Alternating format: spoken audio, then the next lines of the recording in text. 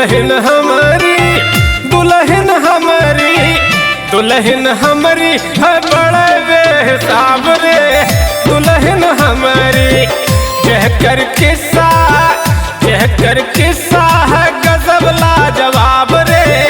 कहकर किस्सा सारा किस्सा है गजब लाजवाब रे। दुल्हन हमारी है बड़े बेहिसाब रे। दुल्हन हमारी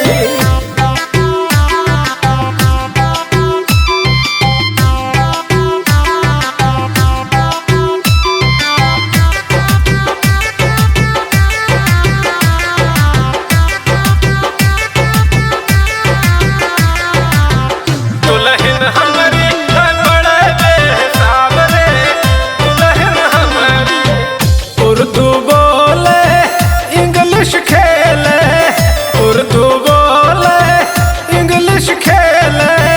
दिनवा रतिया मोबाइल मझूले।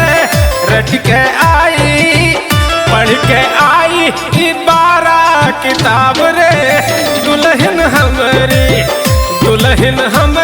है बड़े बेहिसाब रे। दुल्हन हमारी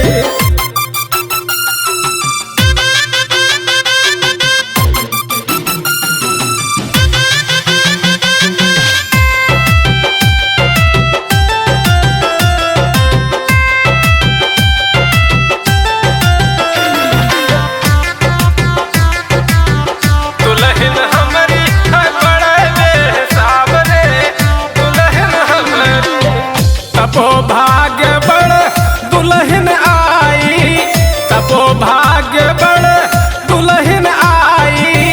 तोरे बेड वढ़ी दुई दुई रजाई। बोले निरहू आओ मोरे रजऊ तो गोड़वा दबाई रे। दुल्हन हमारी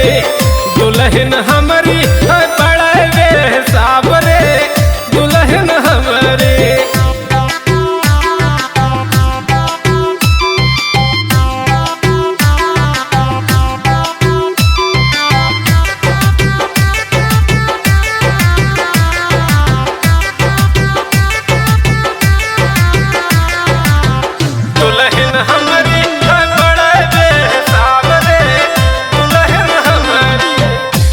देव दादा सब घर से भागे, देव दादा सब घर से भागे।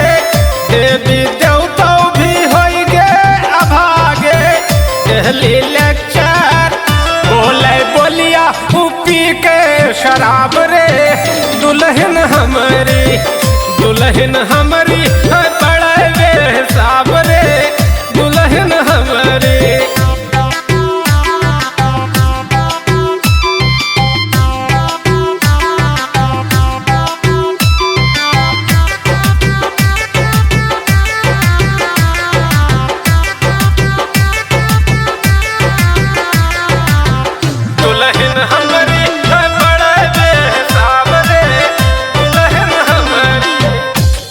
पुलिस सब माथा झुकावे, थाना पुलिस सब माथा झुकावे। चौकीदारन ये गनिया डुलावे। नहीं तो खोपड़ी फिर से खोपड़ी ना मांगी खिजाब रे। दुल्हन हमारी है बड़े बेहिसाब रे। दुल्हन हमारी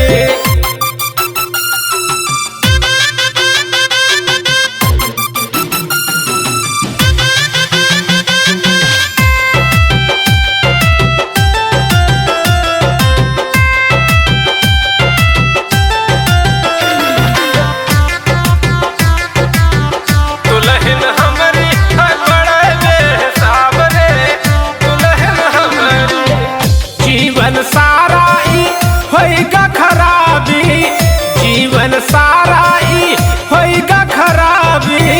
पगला कह